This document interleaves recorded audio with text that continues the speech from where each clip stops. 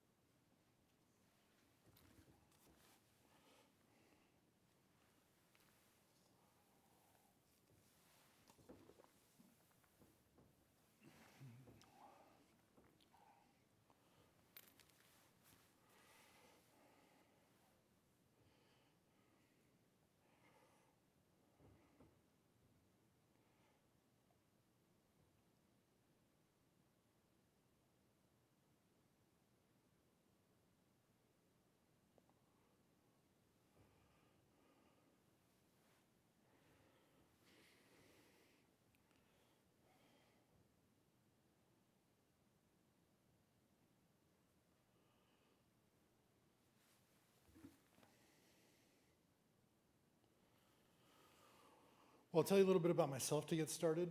Like I said, my name is Matthew Clark. I currently live in Salt Lake City, but prior to that, I was in Washington State since 2015, working in the adult use cannabis space and the hemp space. And prior to that, I worked for a municipality, and that's where I got a lot of experience in compliance and workplace safety, where I worked on both of those things. So in 2015, I moved out to Washington State to help open up a dispensary. That led to a job helping to manage a cultivation operation that was eventually bought up by a larger brand in Washington. And right at about the time that happened, they had some issues with some safety inspections. And so I got pulled into that. And after doing that work, I sort of realized that this is a kind of an important niche in the industry that isn't really getting a lot of attention. Because there's a lot to keep up with, a lot of different regulations that cannabis businesses face. But workplace safety is something that applies to everybody that has employees, and regardless of the industry that you're in. So why are cannabis and hemp workplaces complicated? Well, because there's a lot of things going on under the same roof. Unlike a lot of other businesses, which are a little bit more segmented, this is an industry where it's not uncommon for folks to be farming, then have all the things that go into harvesting and processing, drying. You could also be doing extraction at the same facility, depending on the type of operation and how vertically integrated you are or not vertically integrated. Could be doing a lot of individual packaging. I know in some states that have vertical integration where the cannabis is often going straight from the grow facility to a dispensary where it is weighed out there. States like Washington, that's not allowed. And so every gram of cannabis in Washington State is packaged in some way. And that creates a whole other set of machines that you're using, equipment, and then work practices around packaging. And then you also have things like delivery, where you might also be responsible for delivering something that is obviously seen as having a lot of value. So that opens you up to other potential issues. Why do you need workplace safety and health in the cannabis and hemp industry? And as I said before, it's really about having employees. All businesses that have employees have a responsibility to protect those employees. That's what OSHA is all about, which is the agency at the federal level, but each state has their own version of that. So unless you are a one-man operation, you have to have some sort of safety plan. Now, what happens usually is most folks don't find out about that responsibility until they have an inspection, whether it's a random or generated by a complaint, or they have an employee injury. And if you have an employee injury and file a work comp claim, that's usually going to lead to a follow-up inspection, which usually is when folks find out about what their responsibilities are. And that's because during the licensing process and getting into business, it doesn't really come up. You know, of all the boxes that you have to check off when you're getting into business, do you have written safety plan and corresponding training before you start is just not one of the things you have to do. So every employer has a responsibility to identify the hazards that exist in the workplace and then create a plan that's going to protect people from all of those hazards. And that's why in cannabis it's important, because you've got a lot of different things going on.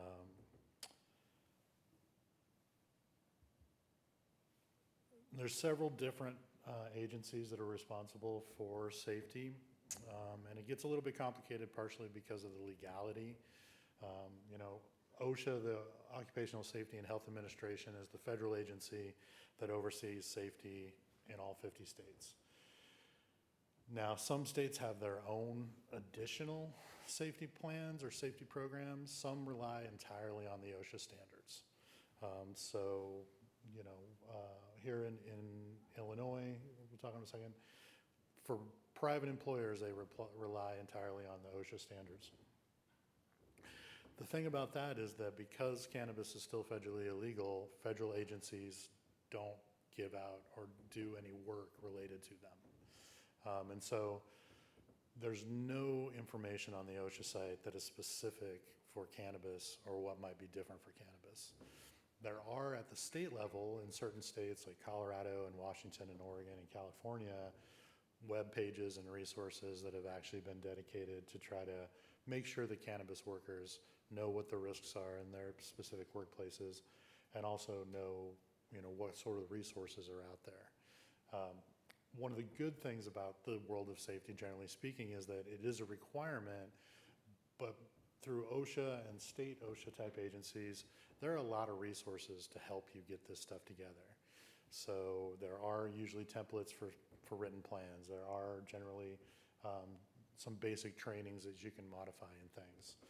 The problem with those is that it's hard to find any that are specific to cannabis and aren't more for general industry or construction or other things like that. And so I've found, you know, it's a lot easier to get folks to pay attention to trainings if it feels like it's actually related to them. So there's a lot of trainings out there you can get, but there are going to be a lot of guys in hard hats, a lot of guys doing construction projects, and that doesn't always get through to employees in the way that you would like to. Now that is starting to change, especially at the state level. You know, California now has a requirement that at least one manager and a supervisor have a 30-hour OSHA card, which is training you get. And Nevada just created a requirement, I think, that all licensed cannabis employees will have to have a 10-hour OSHA card.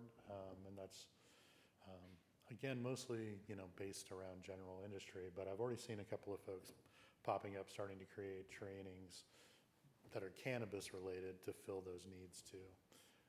So it's going to get better over time.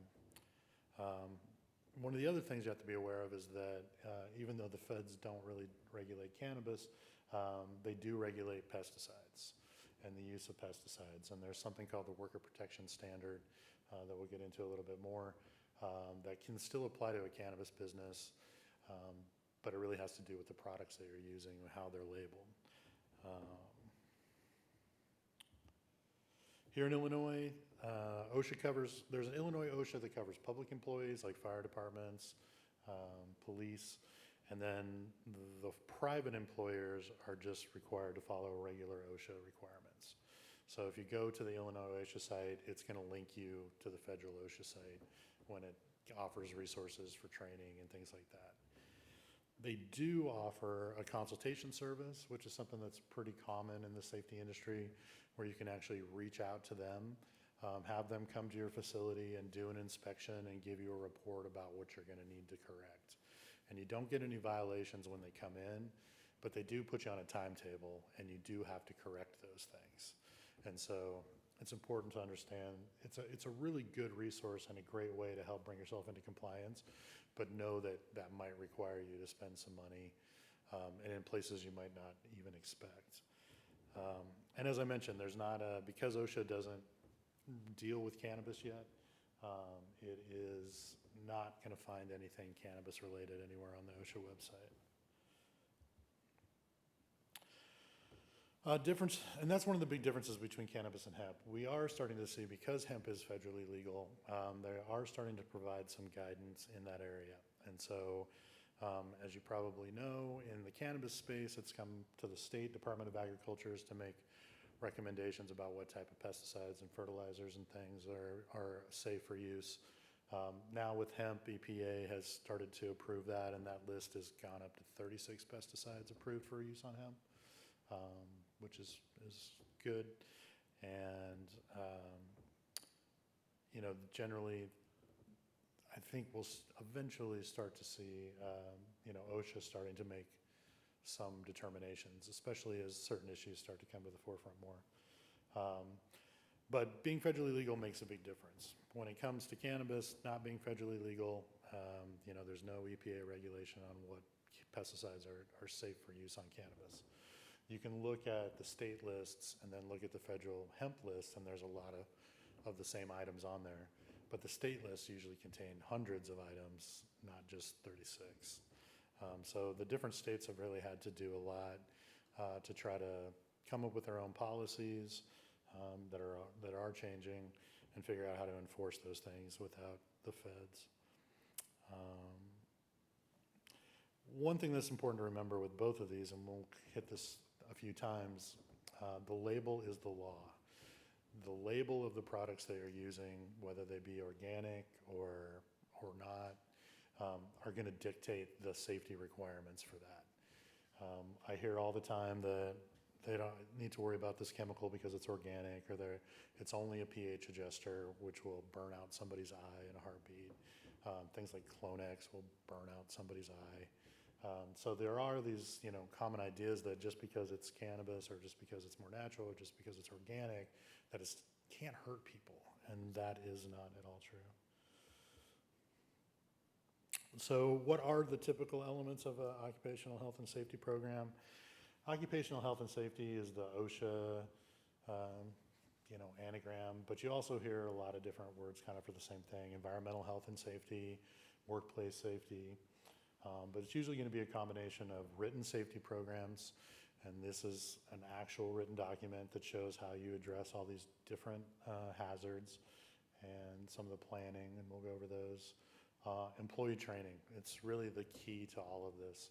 And often what happens is folks set up programs and do a little bit of training, and then it kind of falls off. Not because they don't want to do it, but because there's always something else on fire. There's always some emergency or something you need to pull people away from. So it's often difficult to make sure you're keeping up with that. Different documents and forms, forms of reporting accidents, forms for reporting near misses, lots of different things that can help you make a better program. It's also, a good idea to always get a sign off from employees on things like trainings, and you all want to have that as part of your record keeping. What I do when I set up safety programs for folks is basically create a couple of different binders that you can hand to the regulators when they come in and say, here's our program, here's our records, which is something they don't usually expect. So it puts you in a good position to start with if you already have that.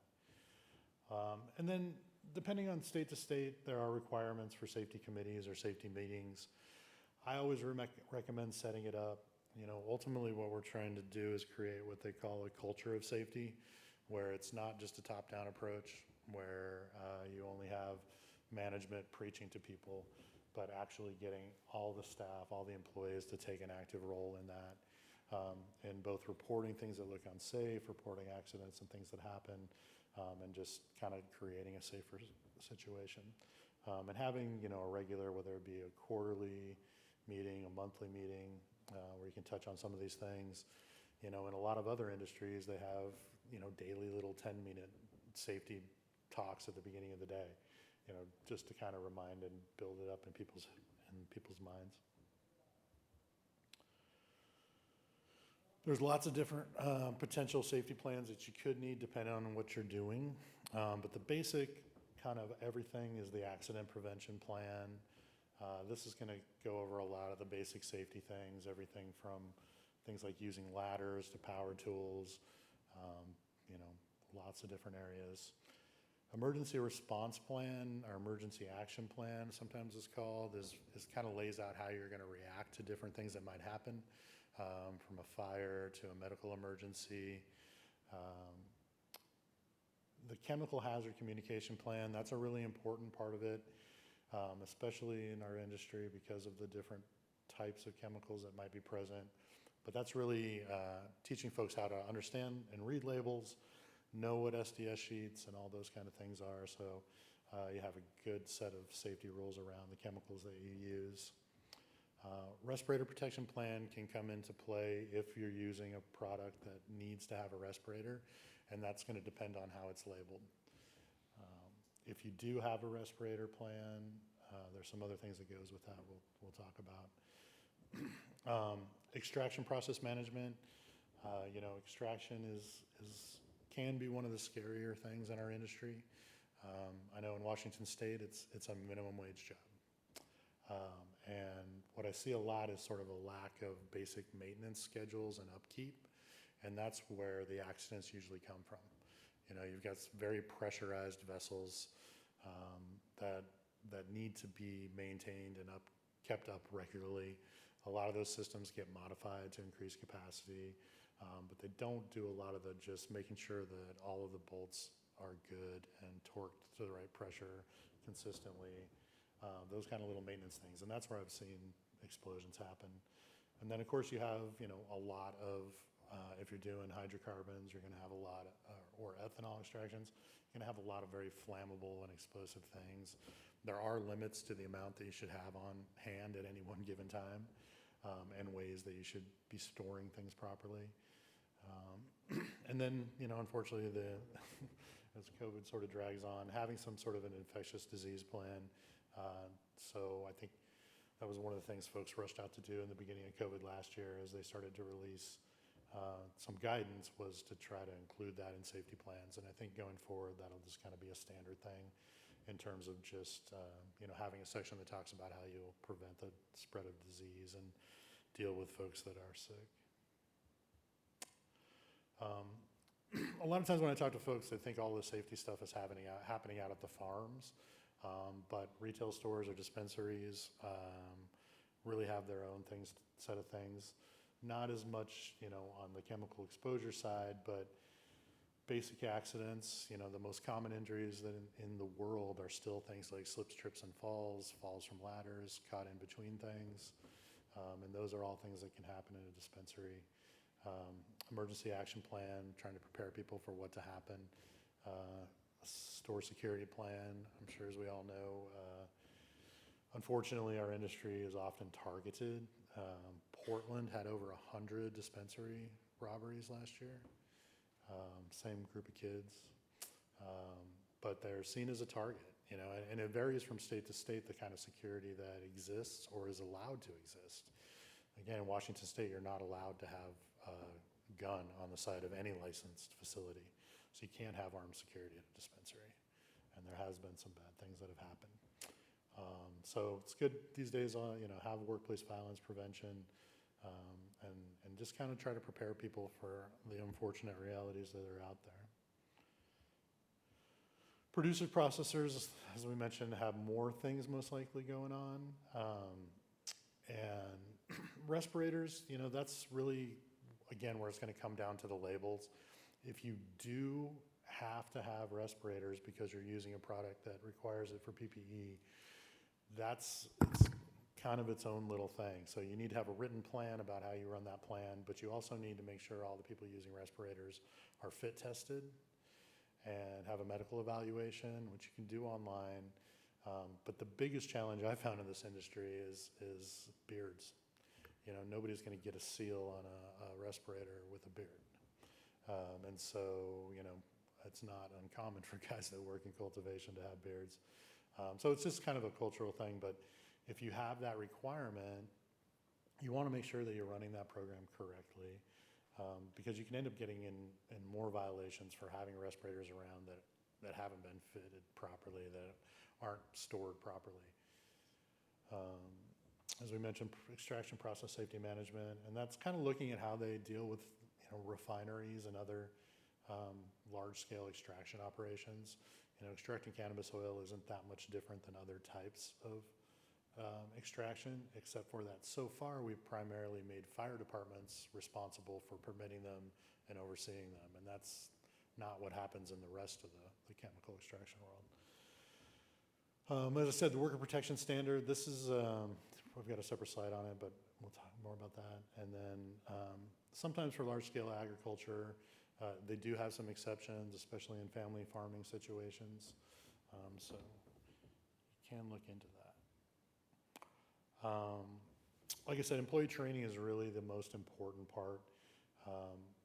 You need to train your employees to do a job before they do it the first time, right? But what usually happens is if you needed that employee for weeks, and by the time you get them hired, they just get thrown into the job, usually without any training. So one of the things I provide is a new hire orientation, just like a 60 to 90 minute basic thing that goes over all the accident prevention and chemical hazard communication, emergency action plan, so that you can get that included in your onboarding process and make sure everybody at least gets that basic training to start. Chemical hazard communication, like I said, that's going to be a big one.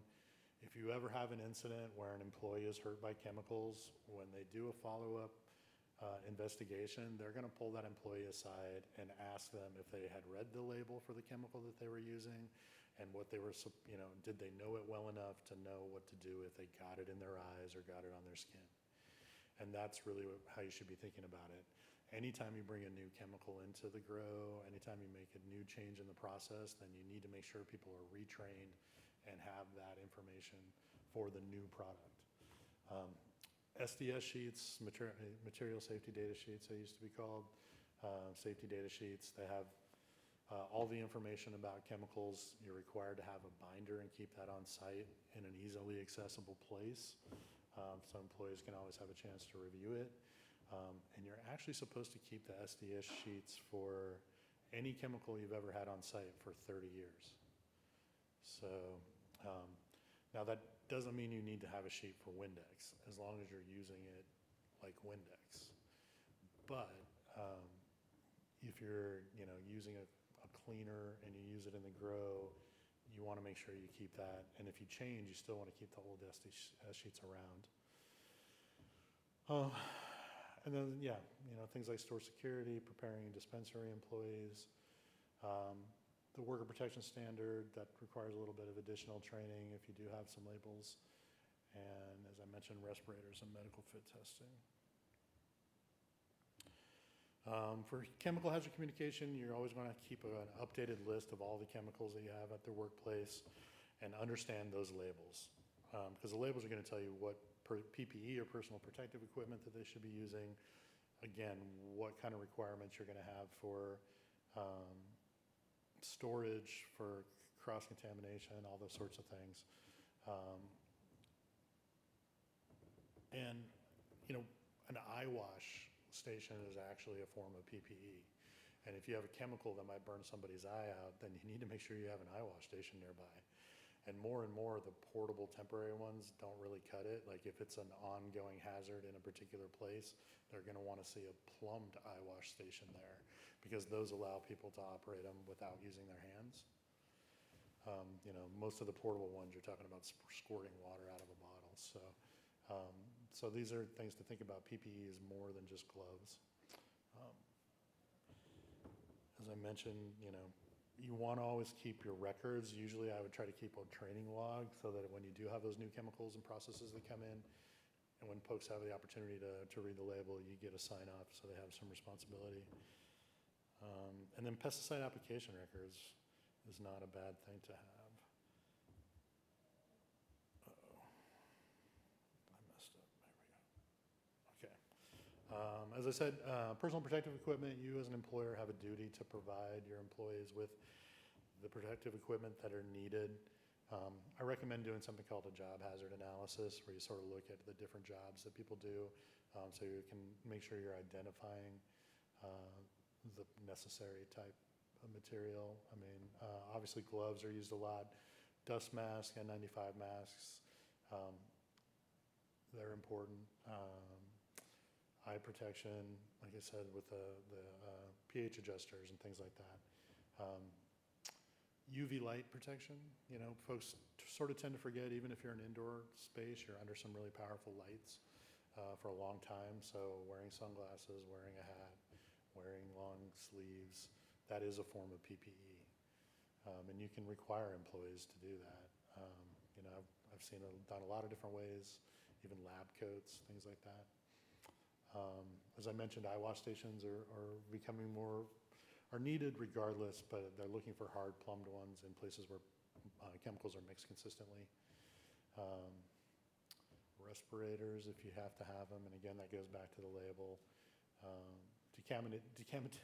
Decontamination supplies, which is really just soap and water available. And that's going to be in areas where like you're doing pesticide applications. And then for extraction, you know, if you're not, there's a couple of different types of alarm systems, but even for CO2 systems, you want to have an alarm and a system set up that's going to evacuate the air in the area if you get too much CO2 concentration in there.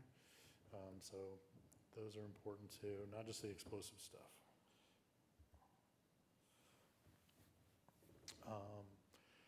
So yeah, pesticides. As I said, a lot of folks tell me they don't use any pesticides, they just use these organic pesticides. You know, having an OMRI label on it does not mean it can't hurt somebody. So it's important to understand what you're using and read those labels before you make a decision about using a new product. And what are going to be the secondary consequences of using that? In that, you know, if you want to bring in a new cleaner that you think is going to be great, but it's also going to require you, because of what the label says, to have to do a respirator program, maybe you want to look at a cleaner that's as effective but doesn't require that. Because once you bring that chemical into the facility, you're now obligating yourself to protect people from it. You know, that's one of the ways that you can create a safer place, is to look at alternatives to what you're currently used that are unsafe. And so there are, you know, a lot of different products out there. That's one of the ways, if you don't want to have to be responsible for a certain part of the safety, then make different selections. And like I said before, you know, those things like pH balancers and breeding hormones and sanitizers, they can still cause minor injuries or major injuries. You know, I worked at a facility where we used a lot of Xeritol, and sometimes people get a little crazy with it, and you'd get a residue, and 2 days later somebody'd pick up that bin, get some on their skin, and it would cause an irritation. So I've mentioned the worker protection standard a couple of times, and that's a federal rule, but it can still be applied to us depending on the chemicals that you're using. So any chemical or any pesticides or fertilizer that you have that has this agricultural use box in the corner, that means that you have to follow the worker protection standard. And that really is an additional bit. It's two parts. Some more training.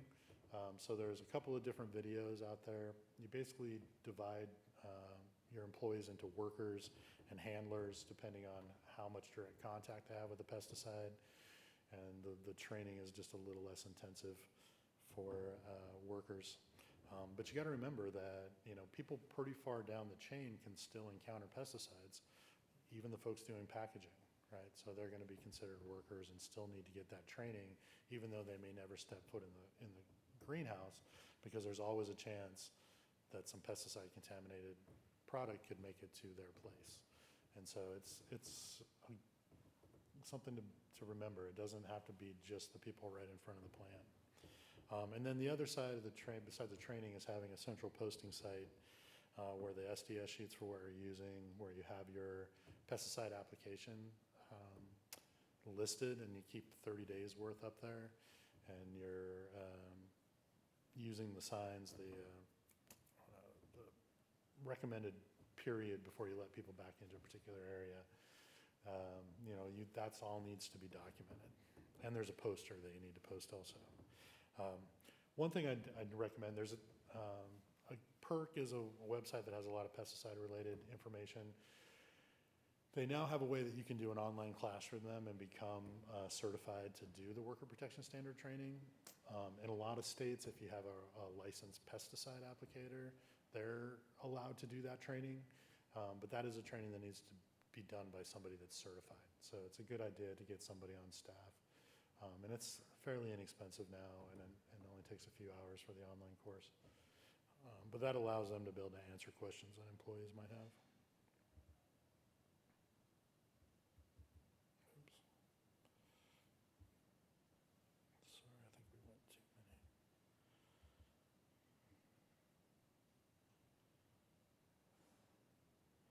Sorry, guys. Okay, I think that's the right one. Come on. Yeah, essential posting. So yeah, there's a free poster you can get. The applications, the product name, the EPA registration number.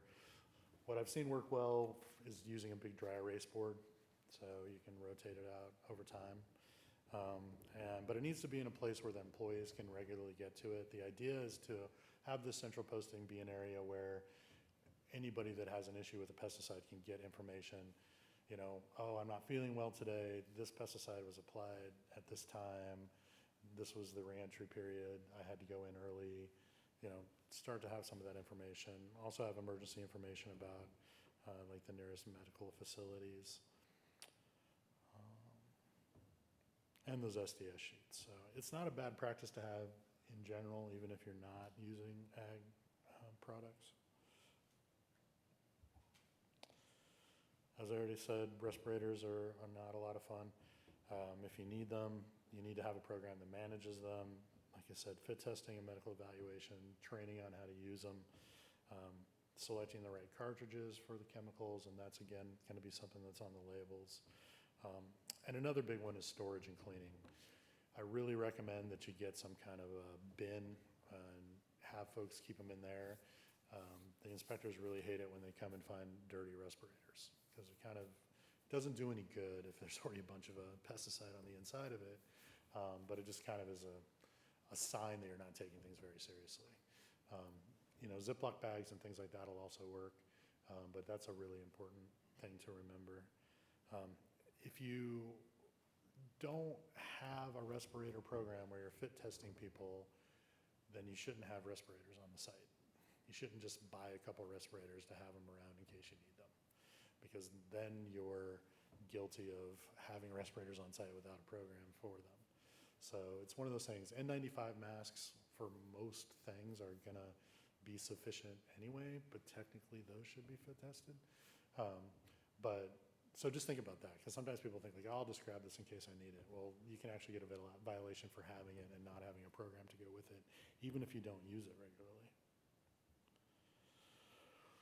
And something that's becoming more of an issue, especially if you do outdoor cultivation. I don't think, well, obviously you guys have a lot of heat and humidity here, but both Washington and Oregon this year released emergency rules, increasing the responsibility for heat exposure.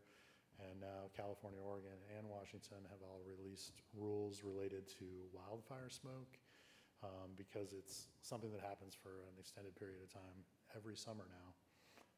Salt Lake City had the worst air in the world yesterday because of wildfire smoke, and we are hundreds of miles away from those fires. It was pretty bad. So, and that's really, you know, looking at things like the heat index and making sure that folks have access to shade, access to water, enough breaks that somebody's monitoring employees so that when they see signs of heat illness, they can actually do something about it. And with wildfire smoke, it's based on the air quality index for that day. And if it's over a certain threshold, folks need to be provided respirators if they're going to be working outside.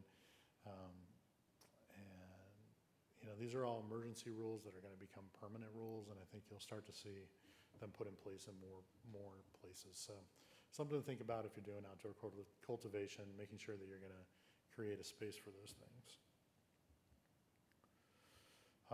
Other common safety issues, you know, poor housekeeping, and that's, you know, having walkways that aren't clear, having things kind of stacked here and there in a way that somebody might get hurt. As I said before, a lot of the most common injuries are still things like slips, trips, and falls. Um, Improper storage of chemicals and pesticides. This picture here is a good example in that the guys are changing into the clothes that they're keeping their clean clothes, changing into clothes to spray pesticides, and keeping it all right next to all the pesticides. So they're supposedly clean clothes that they're changing back into at the end of the day have all been exposed to pesticides. Not a good thing. And if you do apply a lot of pesticides, I highly recommend that you shower as soon as you get home every day anyway. Just little things like that folks don't think about. One of the other big ones, and one of the most common things that safety inspectors will find, is the inadequate electrical outlets. And when I mentioned earlier that you could end up having some expenses you didn't really anticipate, it can be an electrician. If you are using an extension cord in a way that is a permanent power source, that's not legal, right? So if you're running an extension cord from one room to another room to power a bunch of stuff, that is not legal. And having a bunch of extensions cords plugged into each other, or running a power strip into one room and running 15, this happens all the time everywhere. It's not like it's uncommon, but it's one of those things when you bring a safety inspector in, you don't really necessarily expect having to figure out how to route power to 3 different rooms.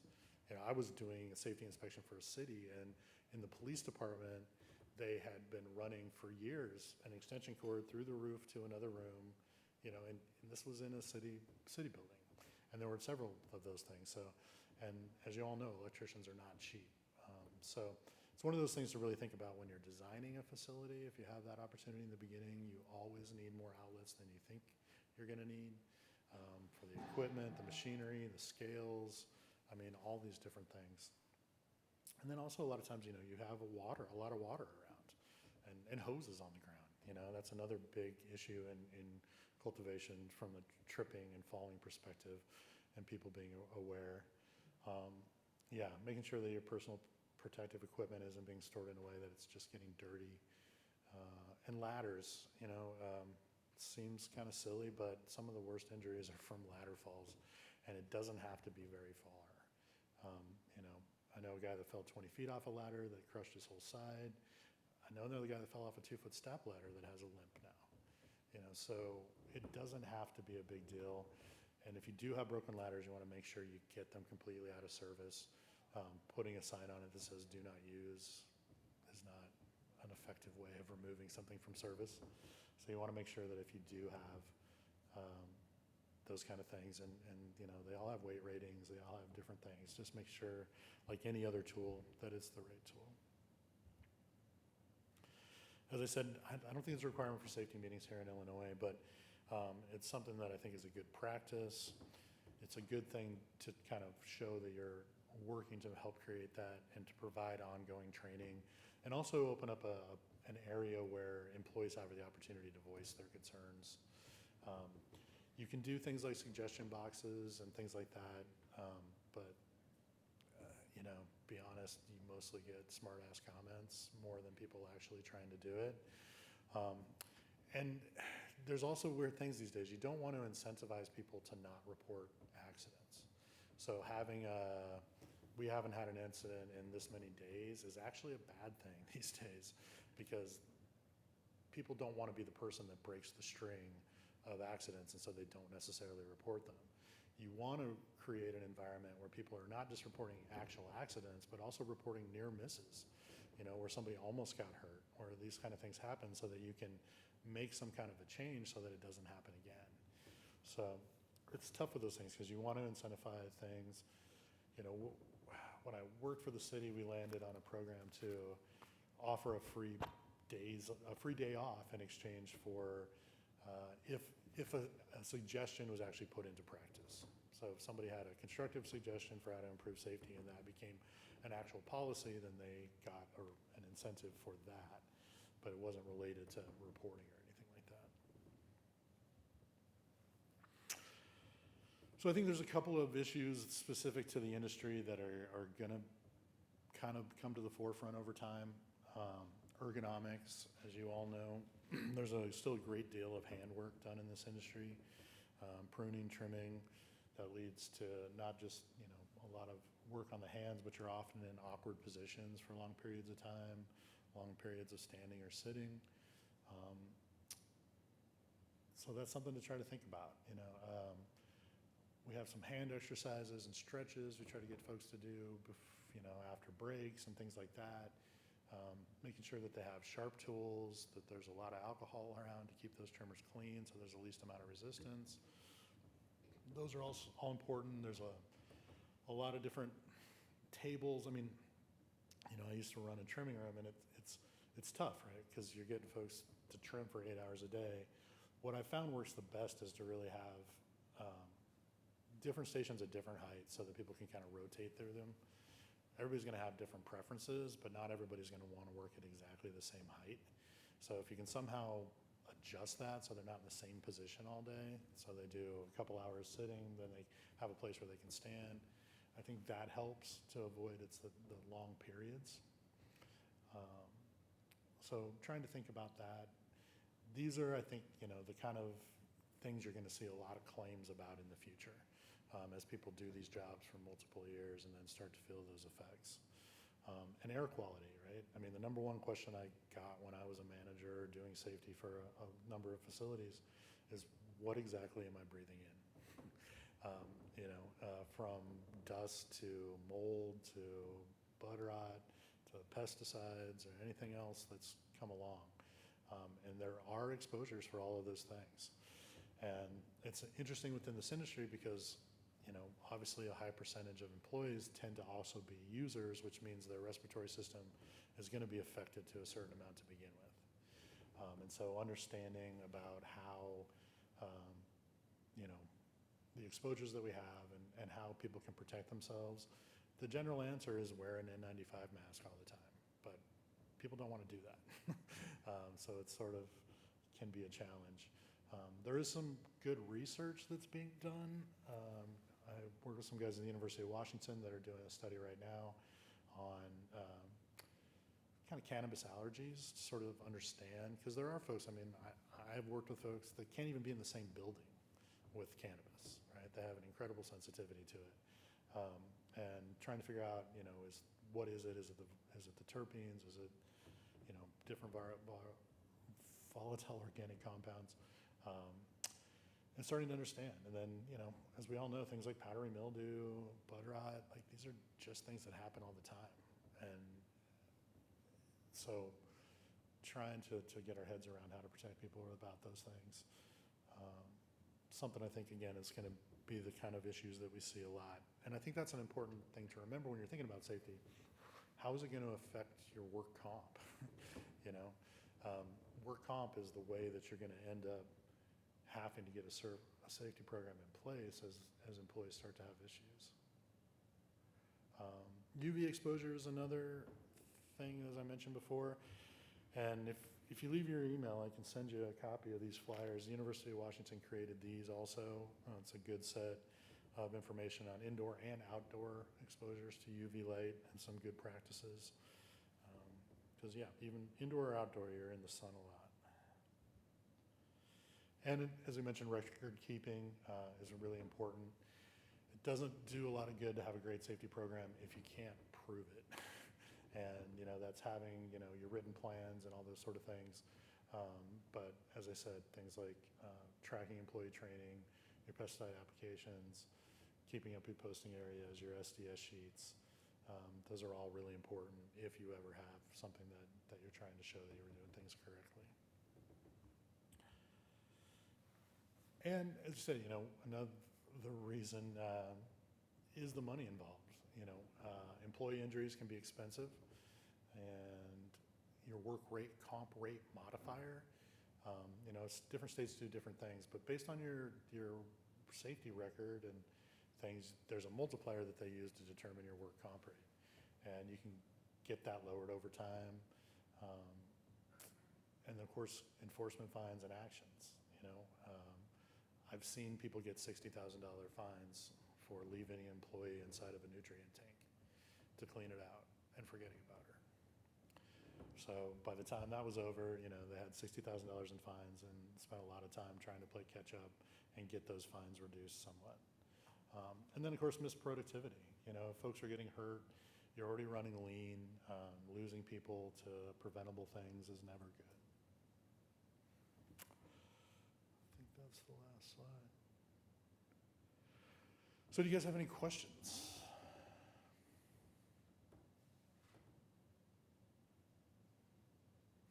I know it's all kind of boring in a way, but it's also important.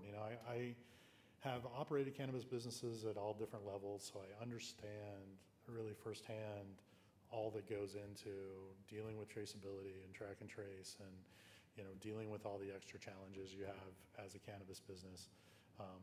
That's why I think it's important for folks to understand that it's not just your state licensing body that can cause you problems. You can have other issues with other regulators that have jurisdiction. And, a lot of attention gets paid to certain areas, but that sort of means that some of these things fall off of the plate.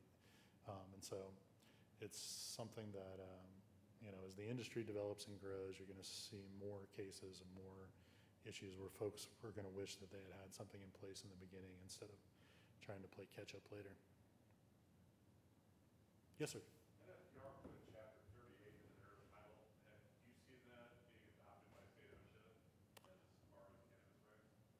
Little bit, yeah. I think Washington did. Yeah, but it's slow. I mean, it really depends. It's so state by state. It really depends because some of the states like Washington, Oregon, California, I think have done a better job because they have their own aggressive OSHA type agencies that are looking to make new rules. For all the states that are just wait till OSHA changes a rule to change a rule, they're not adopting any of that stuff. And so that's, I think, the problem. I mean, federal OSHA is a good organization, but it takes them 10 years generally to make a new rule. So even when they get around to dealing with this stuff, it's going to be years and years and years before there's actual standard for some of that. So there has been, some things, and that's why, it is, I'm hopeful in that there are people doing a lot of work. I was in a conference last week. There's a lot of academics and researchers and labor unions that are getting interested in figuring this stuff out. And just from the risk management side, I work with folks that work with the insurance industry, and I think more and more you're going to see to get that general liability policy, to get a work comp policy, you're going to have to go through some kind of an assessment and have somebody look at what you have in place. So it's always a good idea to try to get ahead of the curve. Like I said, there's a lot of resources out there, and you can totally put together a safety program on your own. What I try to offer is the ability to just do it quick, because generally what happens is the person that's responsible for safety is also responsible for 10 other things. And so it's not that they don't want to do that thing, but it's the thing that gets pushed off the plate easier than getting the product delivered. And so that's what I've tried to do with my practice, is to create something that's very practical, where you can do an audit, find out what's going on in your facility, identify the plans you need, get them customized to you, get your staff through that initial training, so you at least get to this level where you have a certain amount of CYA, and then from there try to build on that. And it's the same thing with other compliance stuff. I mean, having written plans for how you do your track and trace and packaging, SOPs, it's an important part of moving things forward. And when everything is verbal, when everything changes all the time, you're really putting yourself in a risky position, because then it's always a he said, she said thing of what happened. But if you have some kind of a written policy about how things are supposed to be done, then you have something to fall back on. And I think it's also a lot easier. Unfortunately, we do have a high amount of turnover in this industry. It's a lot easier to train a new employee by handing them a manual about how you do things than to go through a walkthrough oral training where they got that person's interpretation on that day. So I think, if you're looking for ways to manage your risk and improve your business, safety and just SOPs and all that kind of fun stuff is really helpful to have. Yes? How often do you think they should be updated? At least once a year. Yeah. And most of the plans will usually say, like, this person will look at things up a year. I will say the exception to that is if you bring in a new piece of equipment, a new chemical, a new process, and that's gonna change the way that you do something, then you would wanna make an update then and do retraining if you need to at that point to make sure everybody understands the new thing. And that's, there's a lot of really cool equipment downstairs, but you have to understand that the makers aren't the ones that are responsible for protecting employees. You are. And so it's very possible to have a piece of equipment that is not properly guarded, that is dangerous.